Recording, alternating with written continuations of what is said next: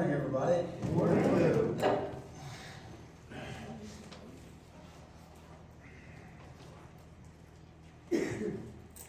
This mic is not trustworthy to Pastor Nathan, so we have this one up here just in case.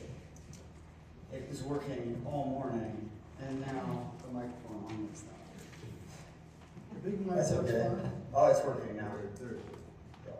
So last week we talked about Psalms 1, and I'd like to do a small recap this morning. First, I want to thank God for a little brother He sent me over here. This guy right here is an amazing young Christian man. Like, I don't have a daughter, but if I did, I'd be like, you need to sit down next to that boy. He's a good boy. So this is a recap / connection for the righteous. So in Psalms 1, I talked about the righteous and the wicked. And so today, I'd like to talk about the righteous in Psalms 5 and a guide for the righteous. And then next week's going to be a hard week for me because we're going to talk about the wicked, and we're going to be in Psalms 14. But when we talked about the righteous, we talked about how they separate themselves from the wicked, and we specifically talked about how they walk, stand, or sit, or how they don't walk, stand, or sit, or how close to, things like that, but who they align themselves with. And Psalms 5 can help the righteous detect wicked, be it people or ideas, things, whatever. Psalms 5 also talks about the importance of prayer the very moment we wake up in the morning, which was in Psalms 1 a little bit with he meditates on the law day and night. And then Psalms 5 also it helps us to delight in the law of God. Last week I talked about that verse and how people look at it like, how do you delight in the law, right? And it's, because of the multitude of His mercy through His great love for us. And we're going to get in that in Psalms 5. It helps us delight in the law of the Lord. Psalms 5 is what I call a lament to praise psalms. I said last week how there's some psalms that are all lament and can be all sad, especially like Psalms 88. It's known as the saddest psalm. But this is a good first psalm to move someone. Maybe there's someone in your life that's going through grief and pain and sorrow, and they're in the pits, and they're reading psalms, or you're reading psalms to them, or maybe even to a group of people. But this is a good first psalm to move someone from lament to praise, because it doesn't have its transitional verse till the end. It's only 12 verses, and it isn't until verse 11 till we get into praise. Let me make sure I'm covering everything before I go. I'm so excited about this that I can bounce around in my notes. But so when we get there, I'll point out where the transitional verse is. So, Psalms 5. Listen to my words, Lord, consider my lament. Hear my cry for help, my King and my God, for to you I pray. In the morning, Lord, you hear my voice. In the morning I lay my request before you and wait expectantly. For you are not a God who is pleased with wickedness. With you, evil people are not welcome. The arrogant cannot stand in your presence. You hate all who do wrong. You destroy those who tell lies. The bloodthirsty and deceitful, you, Lord, detest. But I, by your great love, can come into your house. In reverence, I bow down toward your holy temple. Lead me, Lord, in your righteousness because of my enemies. Make your way straight before me. Not a word from their mouth can be trusted. Their heart is filled with malice. Their throat is an open grave. With their tongues they tell lies. Declare them guilty, O God. Let their intrigues be their downfall. Banish them for their many sins, for they have rebelled against you. But let all who take refuge in you be glad. Let them ever sing for joy. Spread your protection over them.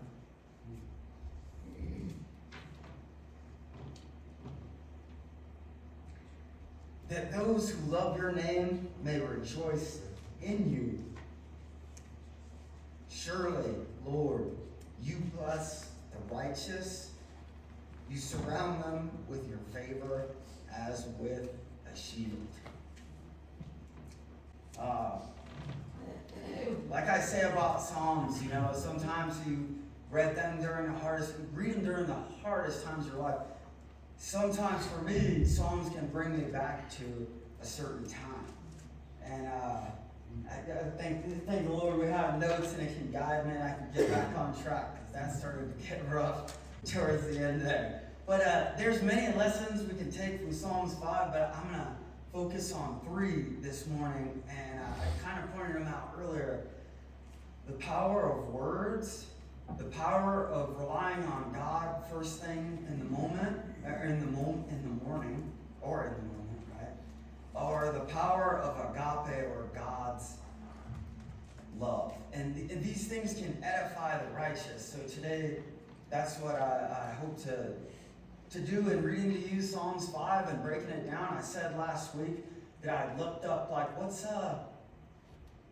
when you go to do something as a soldier, you think about what your mission statement is. What's my mission statement? When I was a reconnaissance soldier, it was to conduct reconnaissance to confirm or deny enemy presence in a specific area in accordance with the situational template. That means a map on a wall. And so for a pastor, I want to lift the affections of the people here as high as I possibly can, provided that they are only affected by the truth and by the word. So these things in Psalms 5 can edify the heart of the righteous. In verse 1, David says, "Listen to my words, Lord, consider my lament." And the definition of lament is an expression of sorrow or pain. Hear my cry for help, my King and my God, for to you I pray. David starts out this psalm like he starts out most of his prayers by earnestly seeking God. In verse 1 and 2, David's making it clear that he is earnestly seeking God's attention. And David tends to do this when he prays. He's not afraid to let the emotions pour out of him. We keep them bottled up inside. It's never a good idea. When I see this verse and I think about that, I think about Hebrews chapter 11, verse 6. Without faith. Now, if I read and I'm reading a different version, I like all Bibles, and I'm going to say something about that in verse 7. So I'm going to take 2 very different verses because of different Bibles, but all our Bibles, without faith, it is impossible to please God, because anyone who comes to him must believe that he exists and that he rewards those who earnestly seek him. And so when I read verse 1 and 2, I think about that and how David is always earnestly seeking God. And I try to think of somebody in my life that was earnestly seeking God, and I can't help but think about my grandmother. She was one of those Spanish ladies that was always mumbling or murmuring verses.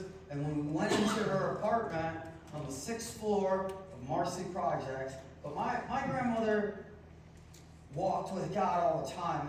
There was a church man that always came down. This is in the projects. This is a very bad neighborhood. And there would be men playing dice and drinking 40 ounces and smoking marijuana. And my grandma would come down and they would hit the button. The elevators come in, open the door, clear the way, move the dice and the alcohol. And my grandma would walk through, and these men respected her so much. And a lot of them find the Lord in jail. And my grandmother was always going to church. And when you walked in her apartment, the Bible was playing on Spanish, or this Spanish radio station that basically did devotionals, but I could hear it still like chanting, Jesucristo es Señor, Jesucristo es Señor. And I don't even speak Spanish. I was born in America, and I was an army brat, so I grew up around people, in the army, and I don't really have a New York accent much either, but that means Jesus Christ is Lord.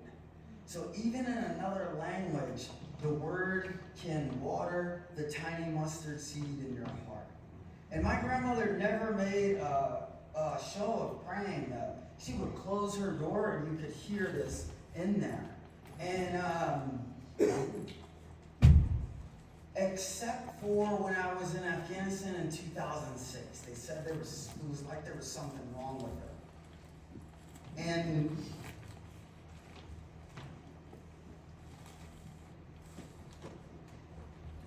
my grandmother lost 6 of her 9 kids. She laid the mustard seed in the heart of all her offspring. On her birthday, we knew, oh man, grandma's birthday, you got a tie? You got the clip on? Because we gotta go to church because it's grandma's birthday. Grandma don't want anything else. If you give her a gift and you didn't go to church, she's probably gonna look at kids. So like, what is this? Like, she's just not happy about it. You have to go to church on grandma's birthday. And she had 8 boys, 1 girl, and these guys were raised by the street in a bad way. But she was in charge. She was a matriarch. And the definition of that is an older woman who is powerful within a family or organization. And she was powerful because her leadership style was biblical. She could tie it back to the Bible, and my uncles would melt. So when I was in Afghanistan, though, I lost it there. It was a Jose, breathe moment, breathe. She prayed with the door open so that other family members would see her doing it, and it would remind them to pray.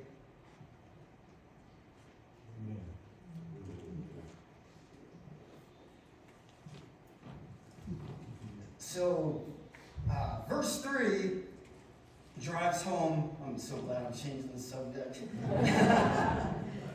But verse 3 goes into the power of relying on God the very moment we wake up.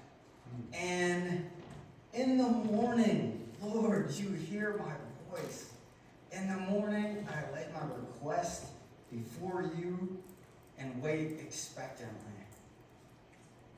To see that word used twice, it really drives home the point there.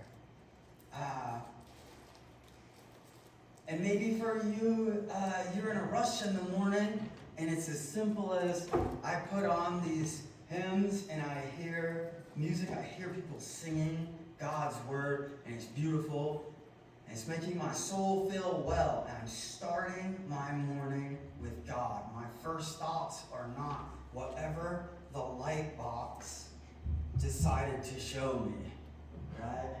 It's probably not going to be good. I love the saying that an hour in the morning is worth 2 in the afternoon. Everyone who knows me and Claire knows we go to bed very early and we wake up really early, and it's just ingrained into us.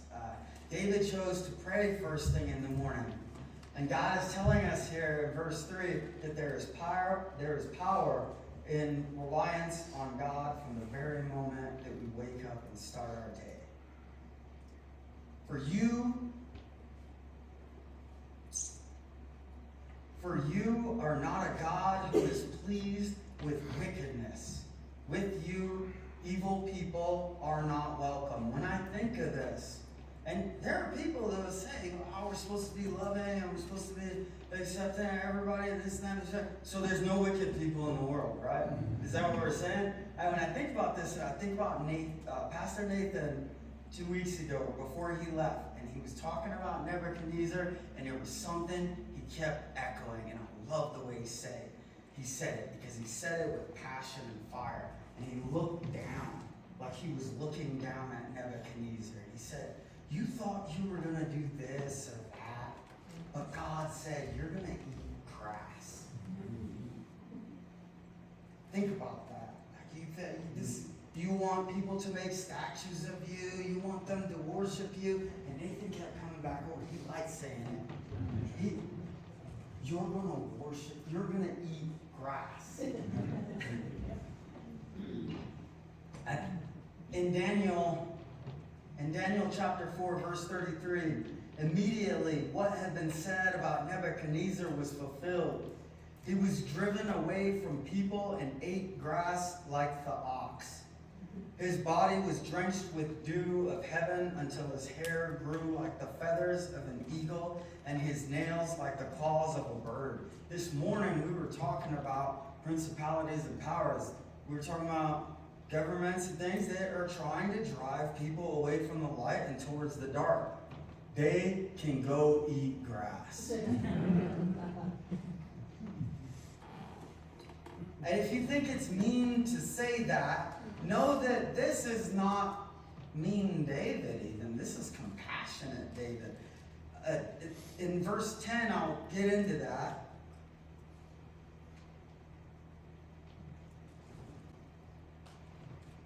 The arrogant cannot stand in your presence. You hate all who do wrong. I talked about the power of words this morning, and this is going to tie into that. In verse 5 and 6, really drive home the power of words. Think about spiritual warfare, and instead of bullets or fists or weapons, we are using words to penetrate the hearts of other people.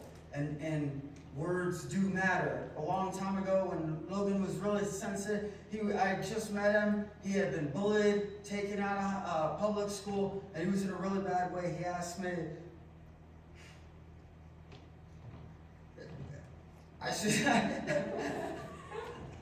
Thank you. I should laugh at myself there. Because he asked me, why did you just say, why do words hurt? And I was like, boy, get away from me with that nonsense. He asked me, why do words hurt? And I was like, don't ever ask me something like that again. That's the softest thing I've ever heard. But he was right. He was right and I was wrong. And I was arrogant. And because I was arrogant, I couldn't stand in God's presence. But God didn't hate me, probably because my grandma prayed, but she laid it down. The arrogant cannot stand in your presence. You hate all who do wrong. You destroy those who tell lies. The bloodthirsty and deceitful you, Lord, detest. Last week I talked about how the wicked lead us and where they lead us. And in Psalms 5, we're hearing that the Lord detests the wicked, those who tell lies and that lead us to that path of destruction. This is going to get even deeper with the power of words. And I hope that if I can convey anything about the power of words, it's the word poison. And I'll get into that. But even if you felt misled, like I talked about people being led last week, and maybe there was a time in your life where you looked up to this pastor. My roommate, Walker, he was a sniper and I was his spotter. And we lived together and we argued all the time. And he would watch this pastor on TV. I think his name was Creflo Dollar. I don't remember. And things, he ended up in a bad way. And I think Psalms can help every emotion. They can cover every emotion. And even if you feel like you were led astray or you were inspired by the wrong person, there's a psalm for you. In 73, Psalm 73, a psalm by Asaph, he says, "There I was envious of the boastful when I saw the prosperity of the wicked." We talked about how they make it look good. If they want to sell poison to our children, they're going to make it look like candy. But in other ways, it could be what they do, how they live, things like that. And we can feel envious of the boastful when we see the prosperity of the wicked. Isn't it amazing that God already knows you are going to feel that? And if it bothers you so much that you don't, I don't even know what to say because it was so embarrassing. I'm going to read Psalm 73 for a while and just breathe. But I, by your great love, can come into your house. In reverence, I bow down toward your holy temple. In the beginning of this, I talked about different Bibles, and this is a New International Version. And I had a New King James Version on my lap. And on my computer, I had New International Version. And as I went to dive deep into this verse, I saw that in my New King James Version, it was very different. It said, I will come into your house in the multitude of your mercy. And when I looked up, it said, by your great love. We are shown a lot of mercy by God because of his great love for us. His poems are so beautiful that complement each other. You can take different Bible verses and even putting them next to each other. It's like they're fighting together. David doesn't come into the Lord's house in arrogance or entitlement. He's not like, I get to walk into God's house every time I want and put my feet up and like, hey, this next battle I'm going to do, the Lord's got it. I got nothing. He's coming into God's house in the multitude of God's mercy. He understands that it is only because of God's grace that I can come to him through Jesus. And this helps me, and this helps delight in the law of the Lord. This is the law of the Lord. That he is a merciful Father. We talked about how if God gave his son for us, what wouldn't he do for us? Lead me, Lord, in your righteousness because of mine enemies. Make your way straight before me. David wants the Lord to lead him to be righteous in front of his enemies. He wants to make conscious decisions to do right instead of wrong. And David doesn't want to lead with his emotions. I believe David has too much experience for this. Experienced warriors know that if you lead with emotions, you'll make mistakes. He wants God to lead him. Think of the many times David had the opportunity to kill Saul, and he chose not to because he refused to harm the Lord's anointed. But David said, because of mine enemies, I underlined in this verse, because of my enemies. Because sometimes our enemies can make us feel wicked. And we should never lead with our emotions or the first thing that comes to mind. I think that the first steps to not leading with your emotions is to hold back on the first thing you say. That's the first step there. Not just say the first thing that comes to mind. I believe this is true. I believe this is so true. I can think of so many types of fighting. Be it Brazilian Jiu-Jitsu, boxing, martial arts, even shooting and fighting with guns. If you lead with your emotions, you will get wiped out. And it was one of the hardest things for Colton to overcome in boxing is sometimes he would lead with his emotions. And what happens to your brother, Logan, when he leads with his emotions? He gets punched in the face. So I think about myself though, and after September 11th, I led with emotions. I'm going to keep this very vague to not get emotional about this. But after September 11th, I led with emotions. I was in New York City on September 11th, and I did not lean on God's understanding. I leaned on my own. And I went forward with hate, and my heart and malice. And in about 30 seconds, I got to see the difference between being a killer or a murderer. And by the God of grace, I missed. So the definition of killed is to cause the death of someone or something, and the definition of murder is the unlawful killing of a person with intent. And for my first Purple Heart, I was driving along in Afghanistan. I'll never forget this. My buddy's radio came on, a sappy song. He had songs on. We had a little iPod in there. And the cool thing about a Humvee is under the passenger seat in the front is the battery. The battery's not outside where it can get damaged. So we figured out how to hook up power converters, and we could put speakers in there. And we're listening to music, and we're supposed to be listening to macho tough stuff because we've got guns. And a love song came on.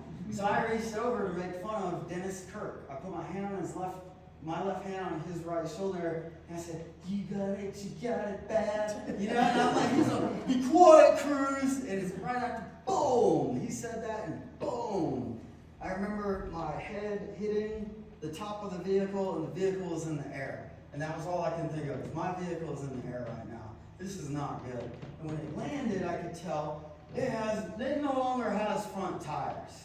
The way it's going, and I was hunched over, and I hurt this knee, lower back, and it scraped up my shins, and I'm like this, and when it stopped, I yelled out, dismount, IED.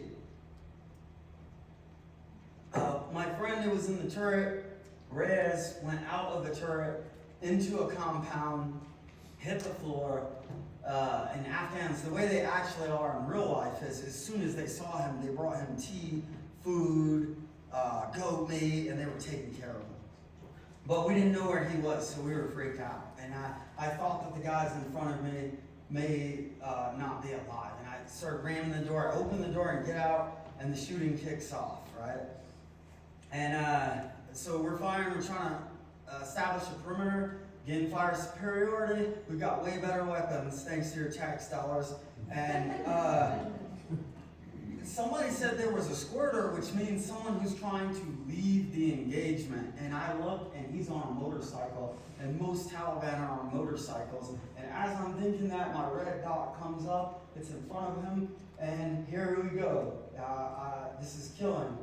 And I identified you as one of them, and you were bad, and I fired, and I saw his motorcycle go down into a plume of smoke.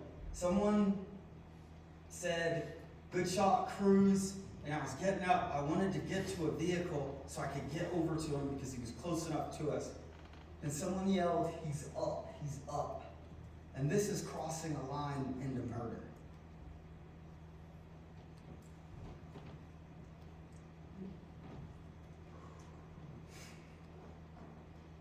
Love you, Jose. I turned, I saw his hands up, and I shot immediately. Pop, pop, pop, pop. APW search. It means enemy prisoner of war or search.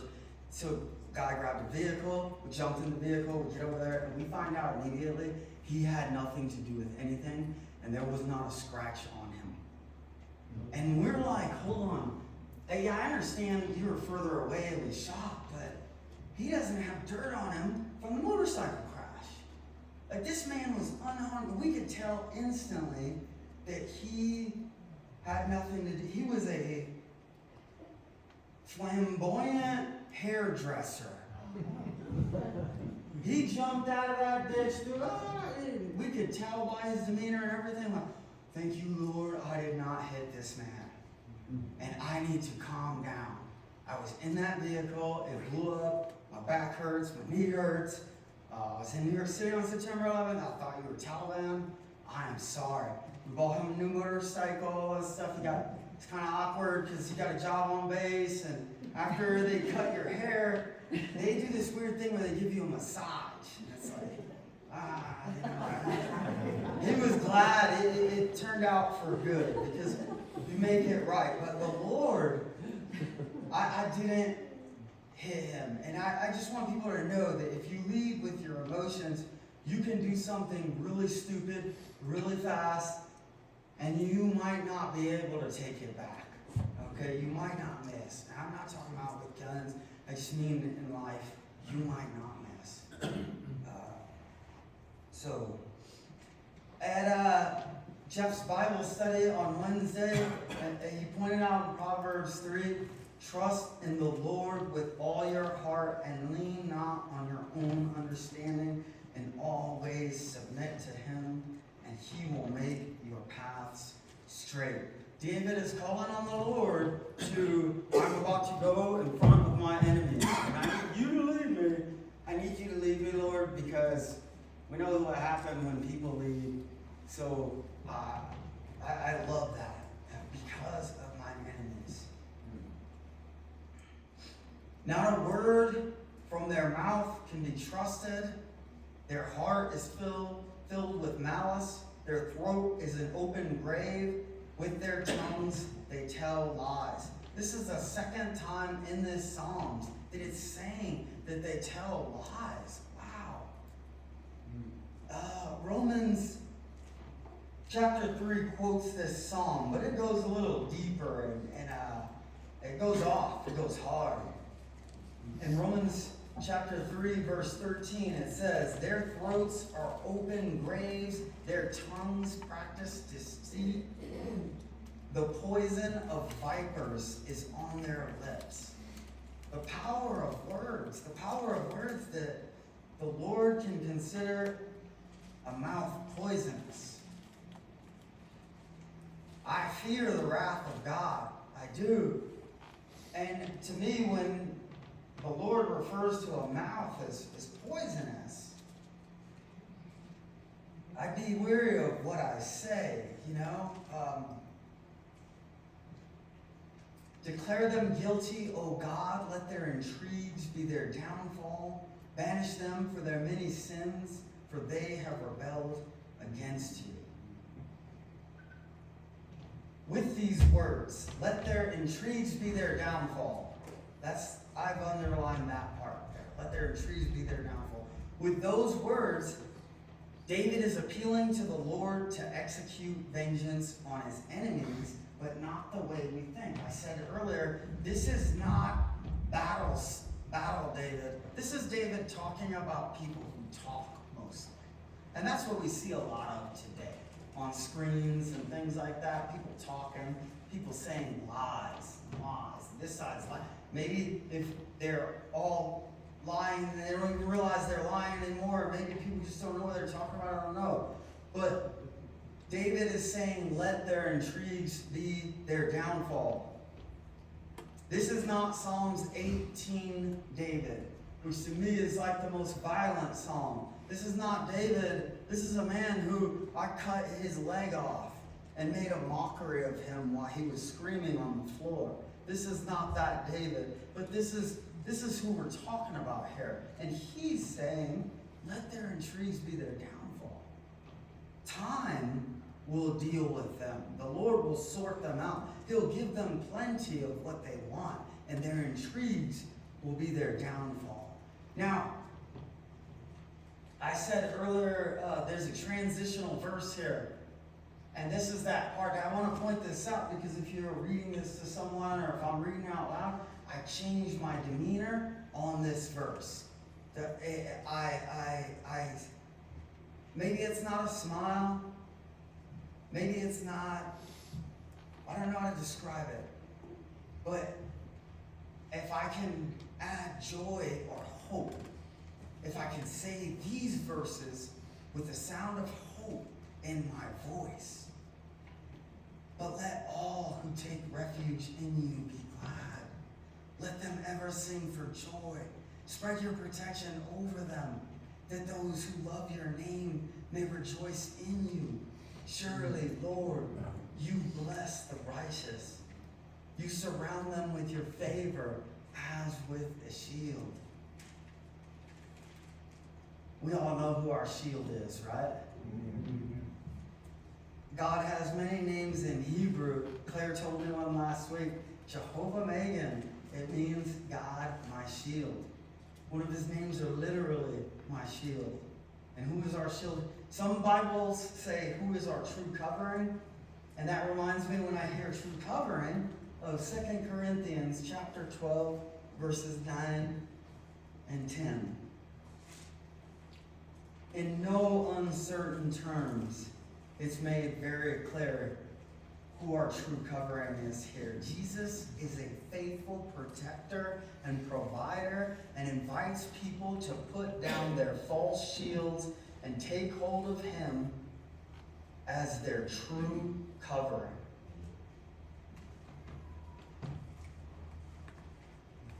Thank you all for coming today. If you like hearing about the Lord as your shield, it's all tons of verses in the Bible, some places in Psalms 3, Psalms 28, Psalms 33, Psalms 84, and even Psalms 18, what I call the most violent psalm, says, "The Lord